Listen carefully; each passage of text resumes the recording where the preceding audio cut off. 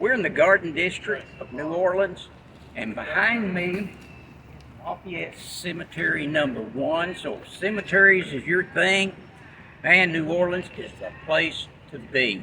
We have found that most of the cemeteries that we've been to are locked because of vandalism, so you have to have a tour guide to go in and visit.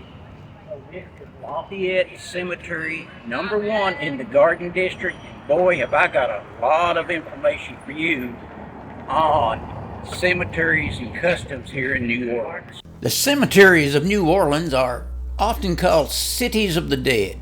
The tombs look like buildings, and the cemeteries have streets and street signs, much like the cities where we live today. But let's look at a few facts. So bodies are not buried in the ground in New Orleans because of the water table.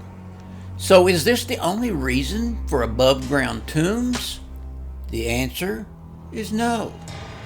Our tour guides mentioned that above ground burial was a common practice in France and Spain, where many early New Orleans settlers came from. This custom of tombs was adopted by tradition, plus the water table issue. In any case, above ground tombs are still widely used today in New Orleans. However, in-ground burial plots do exist, as you can see here.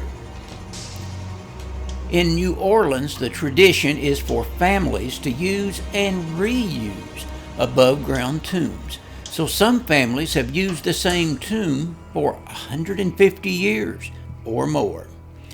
As you can see here, maybe 2, 3, or 4 spots are in these tombs to hold bodies, or some have a whole bunch of spots to place the bodies. By local tradition, the tombs cannot be opened for a year and 1 day. This would ensure the corpse already in the tomb is exposed to one full New Orleans summer, where temperatures inside the tomb reach 350 degrees, allowing for adequate decomposition. Just as an oven would not be constructed to bake a single loaf of bread, the tombs in New Orleans cemeteries are used again and again. In a typical scenario, after a year, the bones of the departed are swept into an opening in the floor of the tomb, and then it's ready for the next occupant. It is common practice to bury all the members of a family or multiple families in the same tomb, with the names and dates added to a plaque or headstone as necessary. This procedure is not only sanitary and efficient, it avoids the problem of growing real estate needs as time goes on. So that leads to the next question. What if the family's tomb is fully occupied and the year and a day hasn't passed and there are no empty spaces in the tomb?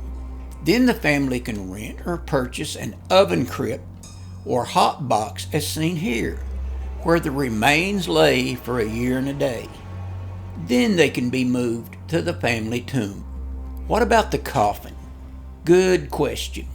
The deceased remains can be removed from a coffin.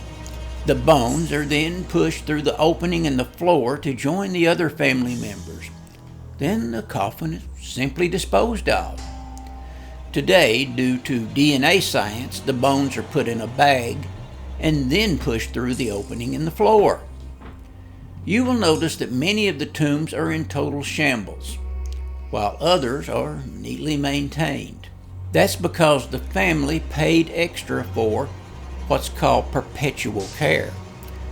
Perpetual care maintains everything except the nameplate on the front of the tomb. That remains the family's responsibility. As we roamed through the cemeteries, we found tombs that are extremely elaborate and quite self-aggrandizing. The one you see here is actor Nicolas Cage's tomb for his future burial. It looks quite out of place to the others. So how did Mr. Cage acquire space in St. Louis Cemetery number 1? The owner of the plot has the right to sell their cemetery plot.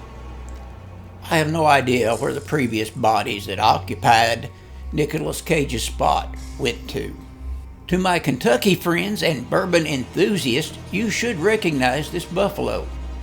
Yep, that's the trademark of the Buffalo Trace Distillery in Frankfort, Kentucky. The owner of Buffalo Trace is William Goldring, a billionaire. He isn't dead yet, but his tomb is ready and awaiting for his arrival.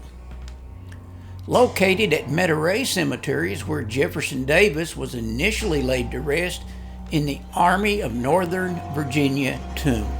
It was in 1893 Jefferson Davis was reinterred in Virginia, per his widow's request.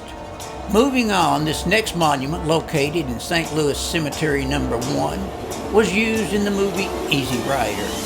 After the movie came out, they haven't allowed any more movies to be filmed there. Let's take a short tour and look at the tombs that exhibit wealth and power, and some that have fallen in disrepair.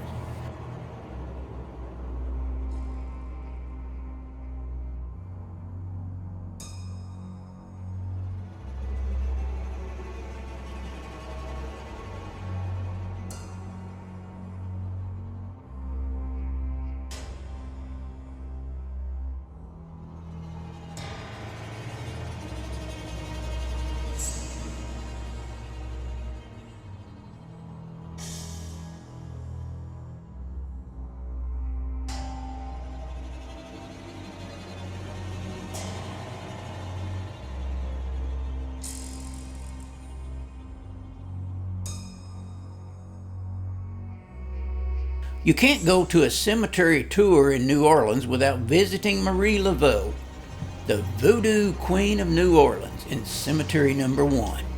Now, I don't know how much I'm going to tell you about Marie Laveau, if it's true, factual, or folklore, but this is what we heard on our tour. There were 15 voodoo queens in New Orleans area in Marie's time. So how did she become the queen of voodoo? Because she said so. There is much more to her story than I can go into at this time with great detail, but here are a few of some of the highlights of her life. She was a dedicated practitioner of voodoo, a healer, herbalist, and entrepreneur. Laveau was also known as a prominent female religious leader, and she reportedly also attended Catholic Mass every week. Marie had a side hustle. She was a hairdresser for wealthy and prominent women in the New Orleans area. When those women were at their worst physically and emotionally, they shared their secrets with her. She used this information to her benefit. Marie ran a house of assignation. That's a love hotel or house of ill repute. The girl had to make a living. She became a caretaker and learned how to heal people. Marie would enter houses of infection and console those with her words and potions. She gave desperate people belief in a higher power and meaning in death. So if you travel to New Orleans, I wholeheartedly recommend and encourage you to take some guided cemetery tours. Once you arrive at New Orleans and you decide you really do want to do these tours, I highly suggest using public transportation or Uber.